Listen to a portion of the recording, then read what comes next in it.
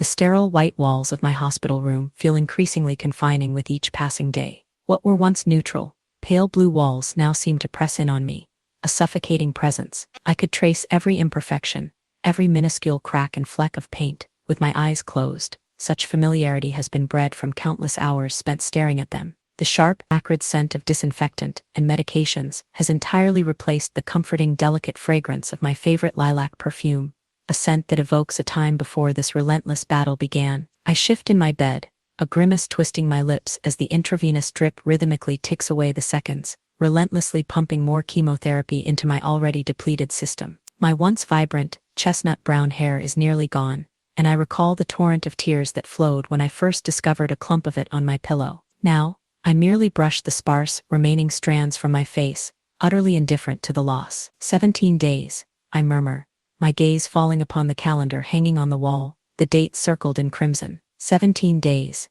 and it will all be concluded, one way or the other. The door creaks open, jarring me from my reverie. Ethan, my son, enters, his arms laden with a bag of nectarines, a strained smile plastered on his face. 5 years ago, that smile would have sent my heart soaring. Today, it evokes little more than a faint ripple. We met when he was a rising star in the marketing world, ambitious and driven, tall with a thick mane of dark hair. I remember how his charisma and self-assurance swept me off my feet. He seemed to embody everything I believed I needed. We married, and I envisioned a life brimming with happiness, a home filled with the joyful sounds of children's laughter. Those dreams now feel like echoes from a distant past, a lifetime ago. The years have brought undeniable changes, particularly with regard to Evelyn. "How are you feeling, mother?" he inquires, settling onto the edge of my bed, his hand gently enveloping mine. His eyes are clouded with an emotion I can't quite decipher. Guilt, pity, perhaps a blend of both. He looks worn,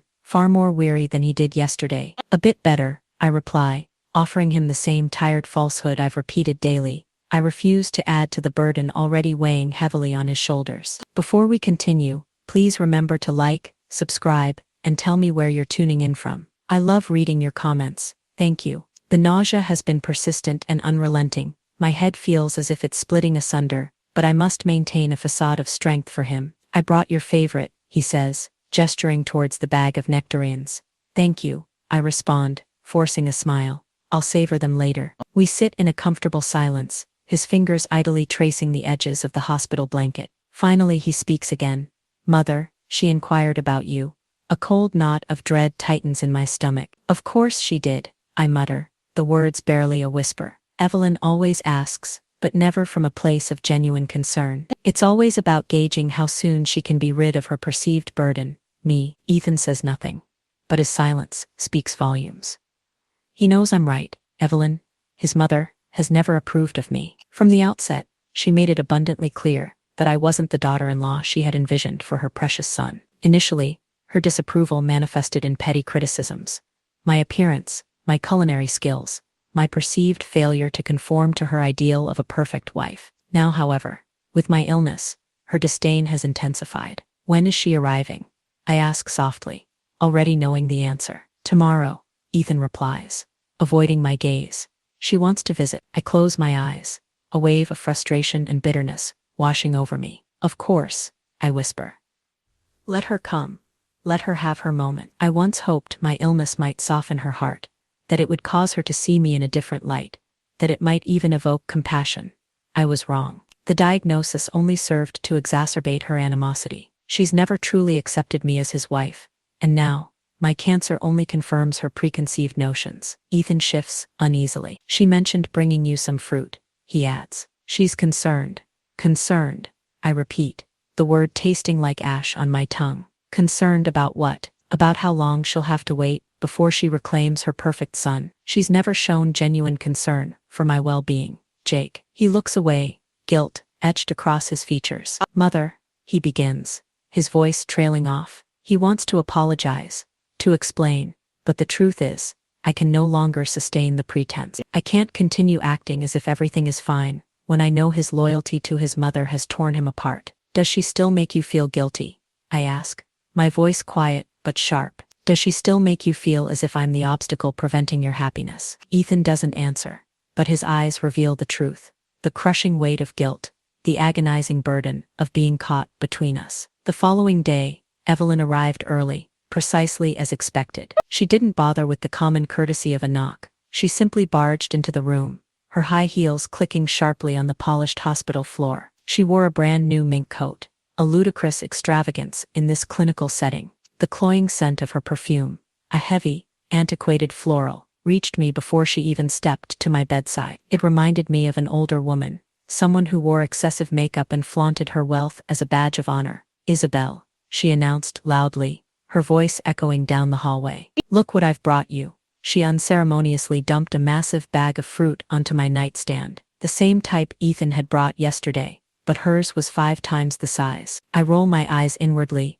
but maintain my composure. This isn't about kindness. It's a blatant display of one-upmanship. She's attempting to prove something, as always, that she is superior, the better mother, the better everything. "Thank you," I mutter, striving for neutrality in my tone. I force a smile, though it fails to reach my eyes. "But I truly can't consume all of this." "Nonsense," she dismisses, waving me off as she settles into the chair beside my bed. "If you don't want it, you can give it to the nurses or your neighbors. I'm sure they'll appreciate it." I nod, seething inwardly. I have no intention of sharing her ostentatious gift. It's a performance, just like everything else she does. She treats me not as a person, but as a pawn in her relentless competition for Ethan's affection. And now, with my illness, she believes she's the victor. "You don't look well," Evelyn observes, her tone as if assessing a piece of furniture, something of negligible value. "But I suppose that's to be expected. Cancer has a way of doing that, doesn't it?" Her words are sharp,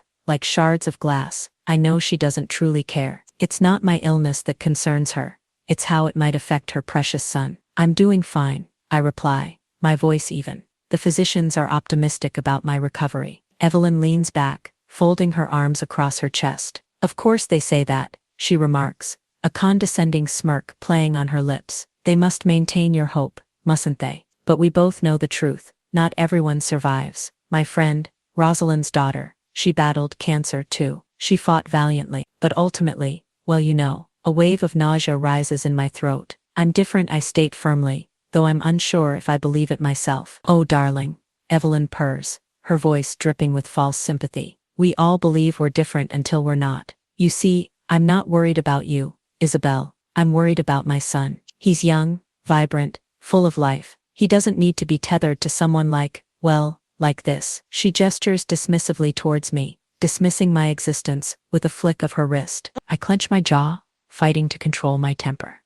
"I think you should leave," I say, my voice calm but resolute. Her eyes narrow as she rises, her heels clicking sharply on the floor. "I'm merely ensuring my son doesn't squander his life on a lost cause," she declares. "I'm certain he'd be happier with someone healthier, someone who could offer him a future, not just a mountain of medical bills." I watch her depart, the weight of her cruel words pressing down on me. This woman, my mother-in-law, is willing to destroy me to retain her hold on her son. She's always been controlling, and now, with my illness, it feels as if she's trying to steal him away from me permanently. I exhale shakily and close my eyes, tears welling up, but I refuse to let them fall. I can't cry, not now, not when there's so much left to fight for. Ethan arrived later that day, looking more exhausted than ever. His face was pale, his eyes dull, as if he hadn't slept in days. He offers a weak smile, but it doesn't reach his eyes. The weight of the world seems to rest heavily on his shoulders. "How are you feeling, mother?" he asks, sitting beside me on the bed. His voice is low, strained, as if fearing my response. "Better," I say, unwilling to burden him with the truth. "The doctors are optimistic. It will just require time." Ethan nods, but his gaze flickers nervously towards the door, as if anticipating Evelyn's return. "I called the bee," he begins, then stops. I sense a palpable tension in the room, as if something is about to shatter. "What is it, Ethan?" I ask, striving to maintain a steady voice. He swallows, clearly struggling to articulate his thoughts. "I know you've been enduring a great deal, and I've been trying to manage everything, but I've also been considering Mother's birthday. She's very keen on a large celebration, a proper party. She's been planning it for months, and I promised I'd make it happen." My heart sinks. The blood drains from my face. As I process his word, I open my mouth to speak, but no sound emerges. I simply stare at him, struggling to contain my emotions. "I know we need the funds for your treatment, but he trails off, unable to finish the sentence. He doesn't need to. I already know what he's asking. You're going to use the money, I say, my voice low and trembling. The money we've been saving for my surgery. You're going to spend it on her birthday. Ethan's face contorts with guilt. Mother's been through a lot, Mother, he says, resorting to his familiar excuse. She foinadra keen, and it's a once-in-a-lifetime event. I'm simply trying to make her happy. My heart feels as if it's being crushed. The money we've painstakingly accumulated from friends, colleagues, even strangers, was intended to save my life. And now Ethan is willing to squander it on a lavish party for his mother. How could you, Ethan? I whisper, barely able to speak. How could you take the money designated for my treatment and use it for something so frivolous? Ethan shifts uncomfortably. He's clearly torn, but the decision is irreversible. I see it in his eyes, in the way he avoids my gaze. I believed we could still manage, he says softly. I could make up the difference later. I'll find a way. But this party, this is something Mother's been anticipating for so long. She's always supported me. I just want to make her feel special. I close my eyes, trying to suppress the overwhelming sense of betrayal that rises in my chest. I know he loves his mother. I know he's caught in a terrible predicament, but this is unforgivable. You've already made your choice, I say, my voice steady despite the anger bubbling inside me. You've chosen her over me. Ethan's face crumples, and he reaches for my hand, but I pull away. I thought it wouldn't cause significant harm to grant her this, he murmurs, his voice cracking. I'm sorry, Mother. I didn't intend for things to unfold this way. I don't respond. I can't. The tears that have been threatening to spill finally break free, but I no longer care. He's made his priorities clear, and they don't include me. As I lie there, staring at the ceiling, I feel a deep sense of betrayal settle in my bones. My own son has prioritized his mother's happiness over my life, and I realize I must take action. I can't let this continue. I can't wait for him to rectify his mistakes. The days that followed felt like drowning in a sea of overwhelming emotions.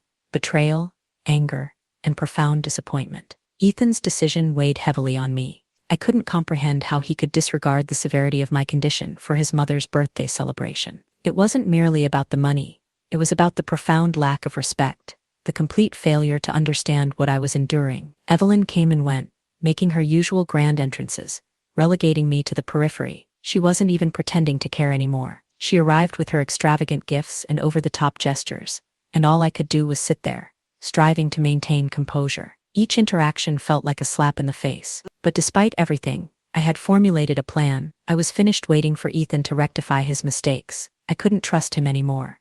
I couldn't rely on him to save me, to defend me. If I was going to survive, I had to take charge. I began making discreet calls, reaching out to some of my former contacts, individuals who had helped us raise funds initially. I told them the truth, revealing how Ethan had misappropriated the money, diverting the life-saving funds meant for my treatment to his mother's birthday party. It was agonizing to confess, but once the words were spoken, I knew there was no turning back. These people had supported me, contributing their hard-earned money, with the belief that it would help me survive, and now, I would ensure it was used for its intended purpose. As I awaited their responses, I felt a surge of strength within me, a resilience I hadn't realized I possessed. I couldn't depend on Ethan anymore. I couldn't rely on Evelyn, but I could rely on myself. That evening, when Ethan returned to my room, I saw the familiar guilt in his eyes. He hadn't spoken much since our argument. He'd been avoiding me, but I knew he was beginning to understand the consequences of his actions. Mother, he began,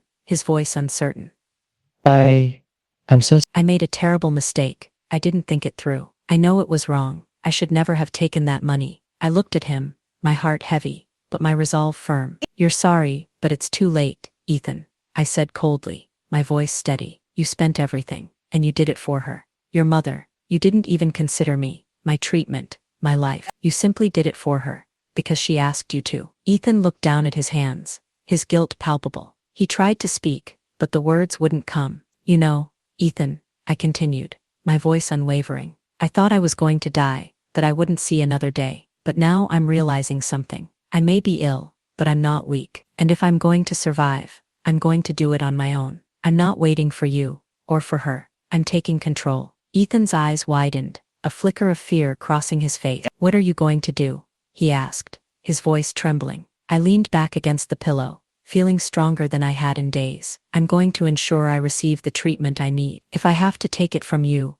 I will. If I have to take it from her, I will, but I will get it. And then, perhaps, I'll consider what happens next. Ethan opened his mouth to speak, but I raised my hand to silence him. I don't want to hear any more apologies, I said firmly. I've heard enough. What I need now is action. And if you're not going to provide that, then I will forge my own path. He stood there for a long moment, clearly struggling to find the right words. Finally, his gaze dropped, his shoulders slumping. I'll help. I promise. I'll do whatever it takes. I didn't respond immediately. Instead, I simply turned my head, gazing out the window at the darkening sky. The storm within me still raged, but I could feel the faintest stirrings of something new, a sense of empowerment, a surge of determination. Ethan left the room, and I was alone again, but this time, it didn't feel as suffocating. I had a plan. I was going to fight, and I was going to fight on my own terms. The next morning, I received a call that would change everything.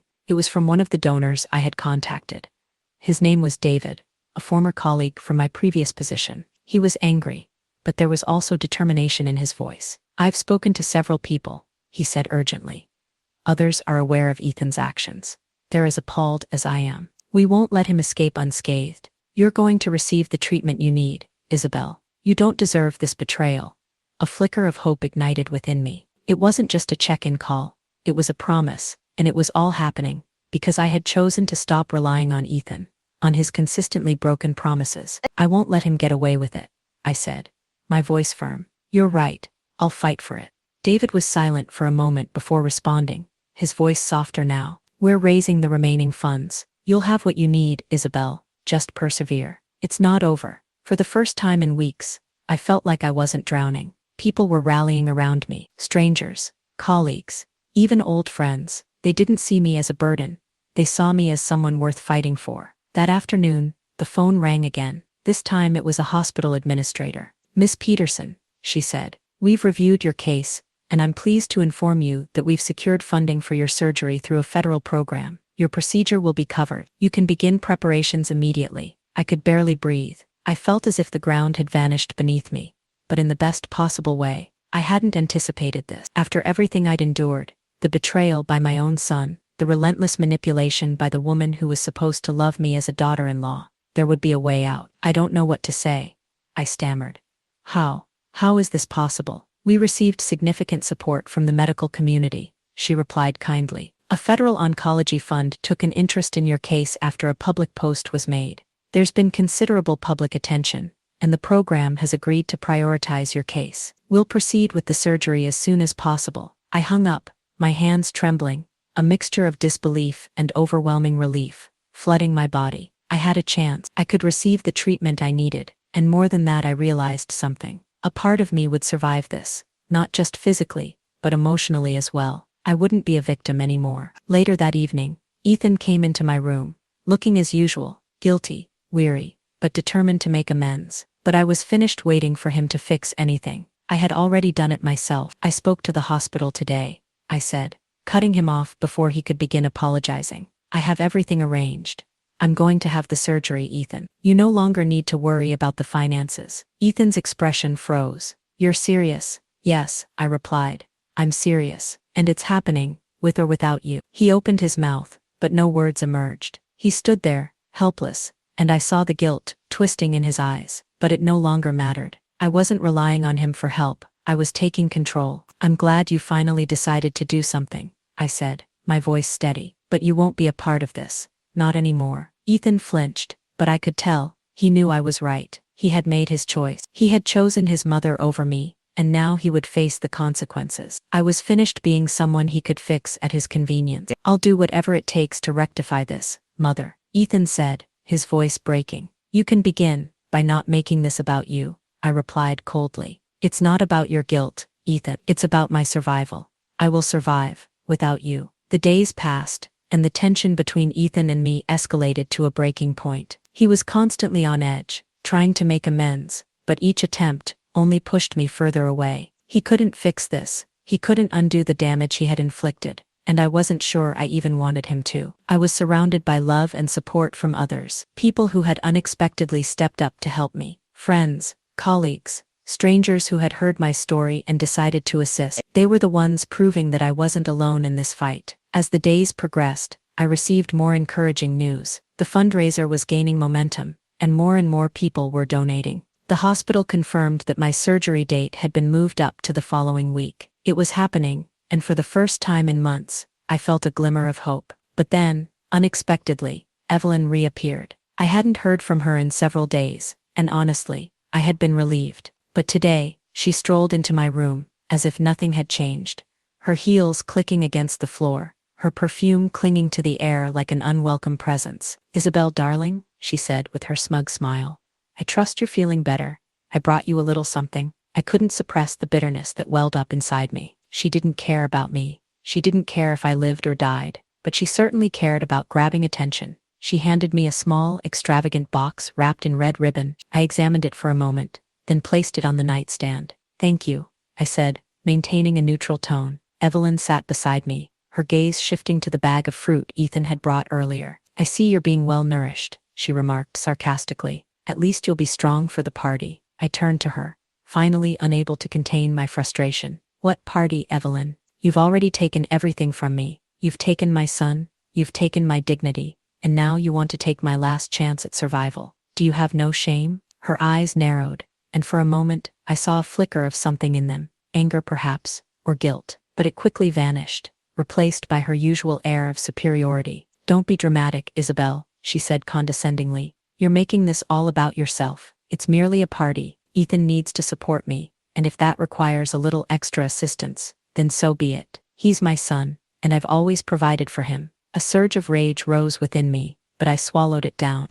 I wouldn't let her control me, not anymore. "You took my savings, Evelyn," I said, my voice trembling with the effort to remain calm. "You took everything that was meant to save my life, and now you have the audacity to act as if nothing happened. You're a parasite." She blinked, as if the words hadn't occurred to her. "I haven't done anything wrong," she said, but even I could hear the uncertainty creeping into her voice. "Ethan was merely trying to make things right. He's always been so loyal to me. He had no choice." "No choice," I repeated incredulously. "He made a choice. He chose you over me, over his wife, over his own mother's life, and you allowed him." Evelyn opened her mouth to speak, but I didn't wait. "You've broken him, and you've broken me too. But I'm finished. I won't be a part of your games anymore." Evelyn's expression faltered momentarily, but she quickly recovered her composure. She stood, smoothing her clothes as she approached the door. "You'll regret this, Isabel," she said, with a sneer. "Ethan will see how you've manipulated him, and he'll return to me. You'll see." I didn't respond. I didn't need to. Her words were meaningless. I had already made my decision, and nothing she said could change it. The following days were a blur. The tension in the hospital room had shifted. Ethan was still there, but a coldness now separated us. He didn't know how to fix things, and I didn't know how to forgive him. I saw the guilt in his eyes, but I couldn't help feeling angry. I couldn't help feeling betrayed. He kept apologizing, but it meant nothing. His apologies didn't restore the money, didn't restore the trust, and I realized, with a heavy heart, that I wasn't sure I wanted them to. The surgery loomed closer, and my resolve strengthened daily. I had made my decision. The people who had supported me, the ones who were helping me fight for my life, were the ones who mattered. They had given me something far more valuable than money. They had given me hope. Ethan had begun sleeping in the hospital room again. Though we barely spoke, he would sit for hours, scrolling through his phone, or staring at the wall. His presence was a constant reminder of everything that had gone wrong, and I hated that I couldn't escape it. I hated that despite everything, I still yearned to trust him. The day before my surgery, I received a call that transformed everything. It was from David, one of the donors who had stepped in when Ethan failed. "Isabel," he said, his voice steady and reassuring. "We've done it. We've raised enough for your surgery. You're going to get the operation. We've ensured everything is covered." I couldn't speak for a moment. The relief was overwhelming. Tears flowed uncontrollably, and I let them fall, my hands shaking as I wiped them away. "I don't know how to thank you," I whispered, my voice breaking. "This means everything." David was quiet for a moment, then replied, "You don't need to thank me. Just focus on recovering. That's all that matters now." I hung up the phone, feeling lighter than I had in weeks. The storm of emotions I had been carrying was beginning to subside, and I knew the road ahead wouldn't be easy, but at least I had a chance. Ethan came into the room shortly afterward, and I could see he was trying to make amends. He opened his mouth to speak, but I raised my hand, stopping him. "I don't want to hear it, Ethan," I said firmly. "I don't want any more apologies." He froze, his eyes wide with confusion. "What do you mean?" I thought we were moving past this. I shook my head. You don't get to fix this by saying sorry. You spent the money, Ethan. You made your choice, and I've made mine. But I'm trying to fix it, he pleaded, his voice desperate. I'm trying to make it right. I swear I am. I looked at him, feeling a strange mix of sadness and relief. You can't fix this, Ethan. Not by buying my forgiveness, or making empty promises. What's done is done. I'm moving forward, with or without you. For a long moment, Ethan just stood there, his shoulders slumped. He didn't know what to say, and I had no words left for him either. We had reached the end of this chapter, and neither of us could undo what had happened. I'll still be here for the surgery tomorrow, he said quietly, his voice hollow. I'll be there when you wake up. I didn't reply immediately. I simply nodded, not because I forgave him, but because it no longer mattered. I had people who cared about me, people who wanted to help me survive. That was all that mattered now. The morning of my surgery arrived too swiftly. I woke up feeling strangely calm. I had spent the last few days in a kind of emotional fog, angry, betrayed. But now, all I could think about was the surgery. I had my chance to survive, to begin anew. The anger and disappointment would linger. But right now, I had to focus on what mattered most. Ethan was there when I woke up, sitting beside me, his face etched with worry. I had almost forgotten he was there. In the chaos and pain of the last few days, he had been little more than a ghost in the room. But now, as I faced the most important moment of my life, his eyes were fixed on me. Are you ready? He asked softly. I looked at him, truly looked at him for the first time in days. His eyes were weary, filled with regret, but something else was there too, a recognition that this was it. This was the moment where he would either stand by me, or I would finally stand alone. I don't know if I'm ready, I replied honestly, but I have to do this, for me, not for you, not for anyone else, for me. He nodded, and for the first time in a long time, I saw something flicker in his eyes, a kind of quiet respect, or perhaps understanding. Whatever it was enough. They wheeled me into the operating room, and the last thing I saw before they administered the anesthesia was Ethan standing by the door, his hands in his pockets, looking at me with a mixture of guilt and something else I couldn't quite define.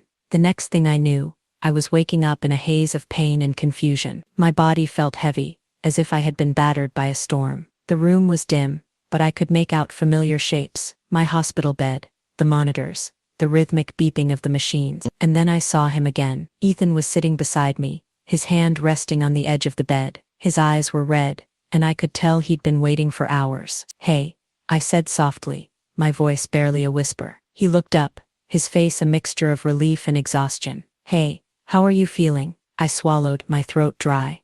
I know, but you made it through. The surgery went well. The doctors are hopeful. I nodded, my mind still clouded. The pain was there, sharp and deep, but the knowledge that I was still alive, that I had survived the worst, gave me a strange sense of peace. Did they call anyone? I asked, my voice hoarse. Ethan looked down, a flicker of guilt crossing his face. Your friends are all on their way. I called everyone. I said Svedving here. More. I know that now. I raised a hand, signaling him to stop. Ethan, we're done with the apologies. I don't need them anymore. Just be here. That's all I need from you. He nodded, his expression softening. I'm here. I'll always be here. I took a deep breath and closed my eyes, the weight of everything I had endured pressing down on me. I had made it. The money, the betrayal, everything. It no longer mattered. What mattered now was that I was still alive. What mattered was that I could start over, and for the first time in a long time, I believed that things could get better. The following days passed in a blur of recovery and visits from friends and family. The pain from the surgery was still present, but it was nothing compared to what I had endured before. Each day, I woke up, I felt stronger, more like myself. The fog of uncertainty began to lift, and I could focus on my priority, healing. But it wasn't just physical healing. The emotional scars, from everything that had happened, the betrayal by Ethan, the manipulation by Evelyn, the heartbreak of realizing I couldn't rely on the person who was supposed to be my partner. Those wounds were still raw. I didn't know how to heal them, or if they ever would. But for the first time in a long while, I felt like I was in control of my own life again. Ethan was by my side, as promised, but things were different now. A distance separated us that hadn't existed before, and I could feel it.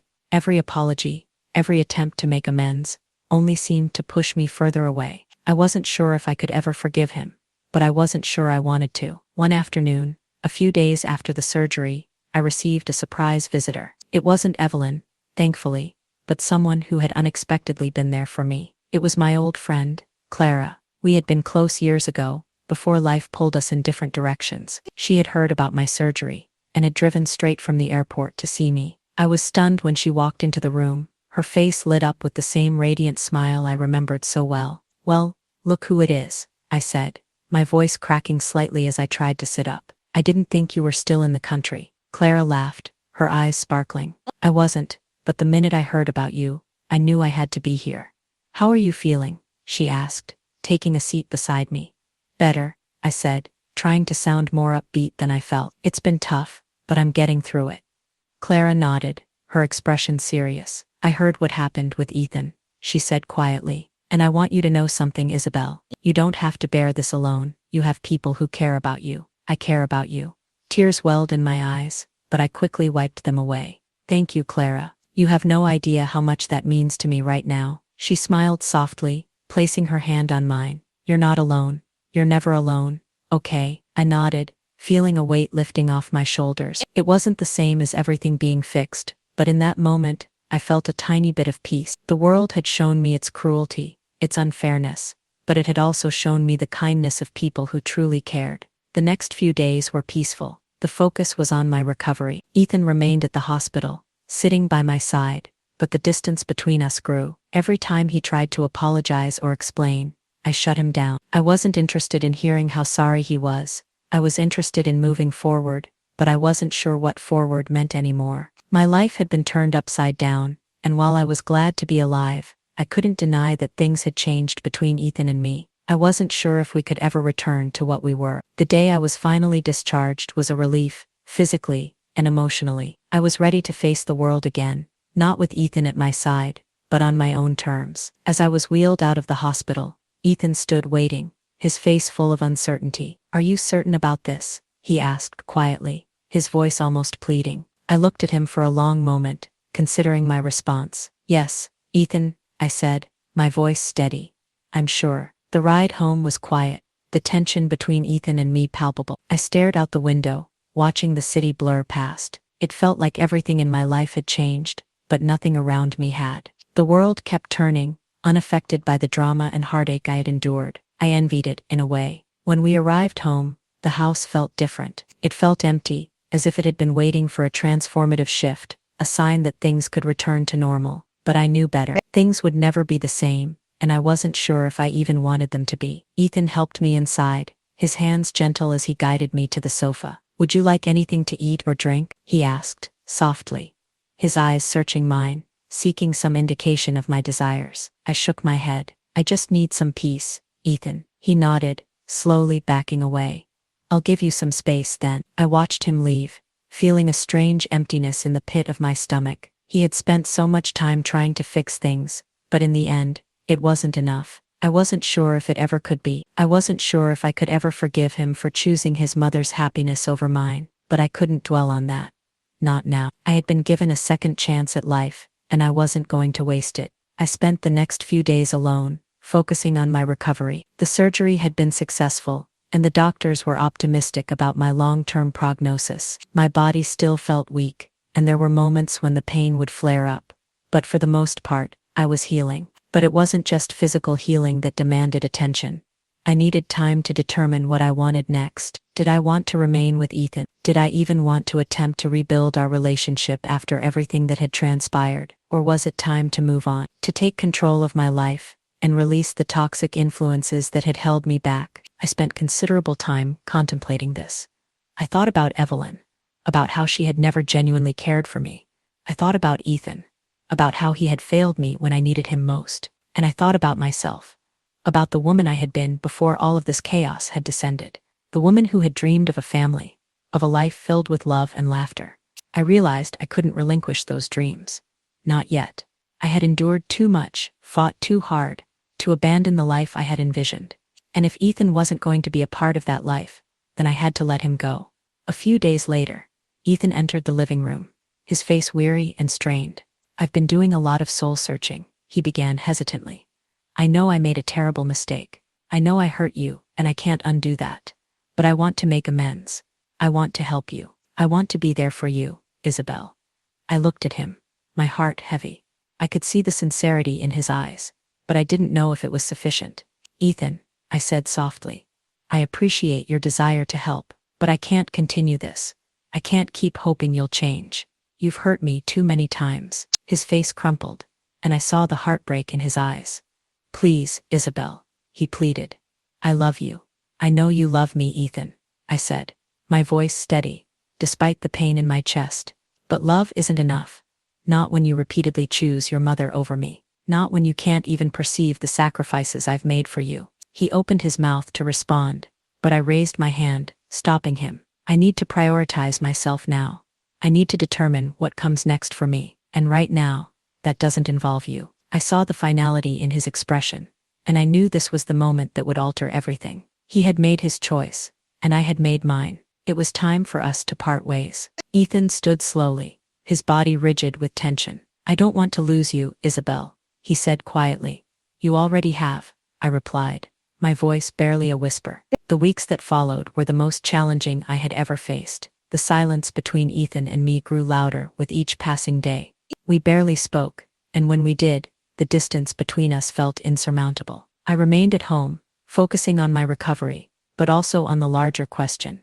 What now? What would my life look like after all of this? The physical pain from the surgery was beginning to subside, but the emotional wounds ran deeper than I had anticipated. I had been betrayed by the one person I thought I could rely on, my own son. He had chosen his mother over me, and now I was left to repair the fragments of my shattered trust. It wasn't just about the money anymore. It was about years of manipulation, the subtle ways Evelyn had exerted her influence over Ethan. I wasn't sure if I could ever forgive him for allowing her to tear us apart, but through all the pain and confusion, something inside me began to shift. The life I had envisioned, the family I had dreamed of, it wasn't going to unfold as I had imagined, but that didn't mean it was over. I still had the chance to live, to create a life for myself, even if it didn't include Ethan. I started to gain strength, physically and emotionally. I took long walks, breathing in the fresh air, feeling the sun on my face. I resumed the activities that brought me joy. Slowly,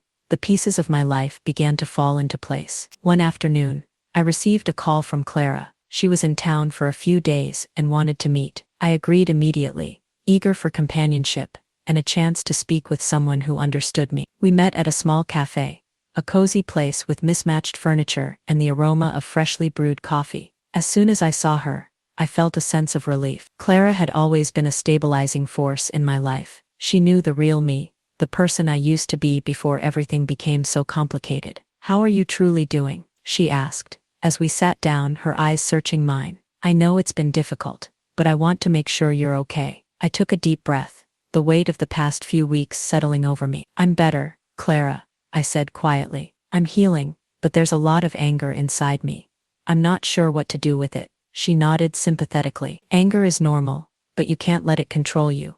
Isabel, you've been through hell, but you're still here. That's something to be proud of. I smiled faintly, though it didn't quite reach my eyes. I don't know if I'll ever be able to forgive Ethan. Not after everything he did, not after he chose her over me. Clara reached across the table, placing her hand on mine. I'm not saying you have to forgive him right now, but you need to forgive yourself for staying so long, for trusting him when you shouldn't have. You've done everything you could for him, but now, it's your turn to take care of you. Her words struck me like a revelation. She was right. I had been so focused on Ethan's needs, on Evelyn's needs, that I had forgotten about myself. I had prioritized everyone else's happiness over my own. But it was time to change that. It was time to reclaim my life. The next few days were filled with small victories. I took charge of my life again, truly took charge. I hired a financial advisor to manage the donations and ensure the money raised from my surgery was used appropriately. I started making plans for the future, for a life that didn't involve Ethan, a life where I could stand on my own 2 feet and rebuild. One evening, Ethan came to talk. He had been quiet for so long, and I had almost forgotten what it felt like to have him around. But as he stood in the doorway, I realized something. I had moved on. I had moved past the pain. I don't know where we go from here, Ethan said softly, his voice filled with regret. But I want you to know that I'm sorry. I'll always be sorry for what I did to you, and I'll spend the rest of my life trying to make it right. I looked at him for a long moment, feeling nothing but exhaustion. You've had your chance, Ethan, I said quietly, and you've squandered it. He nodded, his eyes downcast. I know. I didn't feel angry anymore. The anger had been replaced by something else. Something quieter, something I wasn't ready to name. But I wasn't going to let him back into my life. Not now. Not after everything he had done. The days that followed were filled with a strange sense of calm. It wasn't happiness, not yet, but it was peace. I had finally made the choice to let go of the anger and disappointment that had been consuming me. Ethan had apologized, but the apology felt hollow. It wasn't the words that mattered. It was the actions that followed them. And I realized as I looked at him that there was nothing left for me to hold on to. I spent more time with Clara, and we reconnected in a comforting and genuine way. She was my anchor in the chaos, reminding me that there was still a world beyond the hurt I had endured. She encouraged me to take small steps toward healing, physically and emotionally. It was difficult to move forward when everything in my life had been turned upside down, but with each passing day, I felt stronger. Ethan visited a few more times, always with apologies and promises that he would change, but I had heard it all before. The words no longer carried the same weight, and I began to see him for who he truly was, a man who couldn't stand up to his mother, who couldn't choose me when it mattered most. I realized that I had been waiting for him to fix everything. I had been waiting for him to make it right. But that wasn't his responsibility. It was mine. I was the one who had to rebuild my life. I was the one who had to find my own happiness, with or without him. One afternoon, as I sat on the porch, watching the sun set over the horizon, a sense of clarity washed over me. I was finished being the person who always gave in, who always sacrificed for others. I had given so much of myself to people who didn't value it, and I wasn't going to do that anymore. I was going to live for me, for the woman I had been before all of this chaos had entered my life. I started making plans. I enrolled in online courses, things I had always wanted to learn but never had the time for. I resumed my old hobbies, painting, writing, reading, and I began to rediscover the parts of me that had been buried under years of compromise. I didn't need Ethan or Evelyn to define me anymore. I had a life to live, and I was going to live it on my own terms. A few weeks later, I received another call from David. This time, he wasn't calling about money or surgery. He was calling to tell me something else. Isabel, I've been doing some thinking, he said, his voice filled with an emotion I couldn't quite place. You have a lot of support, and I know you've been through hell. But I think you deserve more than just survival. You deserve to thrive. A lump formed in my throat. What do you mean? I asked, my heart beginning to race. I've been speaking with some people in the business world. They're looking for someone like you. Someone who understands finances. Someone who's overcome adversity. They want you on their team. They've seen what you've done for yourself, and they think you'd be perfect for the position. My mind raced. A job offer. A new beginning. I couldn't believe it. I don't know what to say, I whispered. Are you serious? Dead serious, he replied. This is your chance to take what's happened to you and transform it into something extraordinary. You're stronger than you think, Isabel. That night, I sat down and reflected on everything. The road ahead wouldn't be easy, but I knew I had a choice. I could either dwell on the wreckage of my past or look forward to the possibilities of the future. For the first time in a long time, I felt excited about what could come next. I had survived cancer. I had survived betrayal. And now, I was ready to build a new life, one that was entirely my own. A few days after David's call, I decided to accept the job offer. It was a significant step, but I couldn't ignore the opportunity that had presented itself. I wasn't just recovering physically anymore. I was learning to rebuild myself from the inside out. The idea of starting fresh, of proving to myself that I was capable of more than I had ever imagined, was something I hadn't allowed myself to consider for a long time. But now, it seemed like the right time. Ethan continued to visit, but his presence felt more like a shadow than anything else. He came with flowers or small gestures, trying to make amends, but I couldn't bring myself to care anymore. I had spent so many years fighting for him, for us, and now I realized I had nothing left to give him. My focus was on me, my healing, my future. The day I officially accepted the job, I told Ethan. He was sitting on the sofa, staring at his phone, his usual avoidance palpable. I took a deep breath before speaking. I've made a decision, I said, keeping my voice steady. He looked up, his eyes flickering with curiosity. What's that? I'm accepting the job offer, I said quietly. I'm going to work. I'm going to start over. Ethan's face fell. He looked like he wanted to say something, but the words wouldn't come. Are you sure? He finally asked, his voice soft. Are you really ready for all of this? I looked at him, truly looked at him, for what felt like the first time in ages. Yes, Ethan, I'm sure. I have to do this for me. He nodded slowly, but I could see the sadness in his eyes. I don't want to lose you, Isabel. I love you. I'm sorry for everything. I shook my head, trying not to let the emotion catch in my throat. I don't need your apology anymore, Ethan. I need you to understand that this isn't about you anymore. It's about me. I turned to leave the room, but paused in the doorway, glancing back at him one last time. Goodbye, Ethan. His face softened, but he didn't say anything more, and as I stepped outside, I knew I had made the right decision. The next few weeks were a whirlwind of change. I began the new job, and while it wasn't easy, it felt right. Every day I faced new challenges, but each one felt like a victory. I was carving out my own space in a world that had tried to take so much from me. It wasn't just the job, it was the freedom, the sense of control over my life that I hadn't felt in so long. Clara visited more often, and her support helped me navigate this new chapter. We'd go out for coffee after work, laugh about old memories, and talk about the future. It felt good to have someone who saw me for who I truly was, not the person my past had shaped me into. And then, a few months later, I received a letter from the hospital. It was from the department handling my surgery and follow-up care, and it was a detailed letter about my prognosis. I had been in remission for months, and the doctors were optimistic. They were recommending further treatments to ensure the cancer wouldn't return. But the news was overwhelmingly positive. It was a relief, a long-awaited confirmation that my fight hadn't been in vain. I sat there, holding the letter, unable to speak. I had made it. I had battled through the darkest times, and now I was walking into the light. I wasn't just surviving anymore. I was thriving. One evening, after a particularly challenging day at work, I found myself sitting on the porch again, watching the sunset. I hadn't realized how much I had missed moments like this. Quiet, peaceful moments where I could just breathe. It was then that I realized how far I had come. I had walked away from the pain, from the betrayal, from the toxic relationships that had tried to define me. I had walked away from Ethan, from Evelyn, from everything that had held me back. I had finally taken control of my own life, and it felt incredible. The future was no longer a mystery to me. I had my own path to follow, and I was going to walk it, one step at a time. As the months passed, I found myself growing stronger in ways I never imagined. The job became more than just a way to make a living. It became a symbol of my independence, a place where I could prove to myself that I was capable of more than I had ever thought possible. I moved into a new apartment, one I could call my own,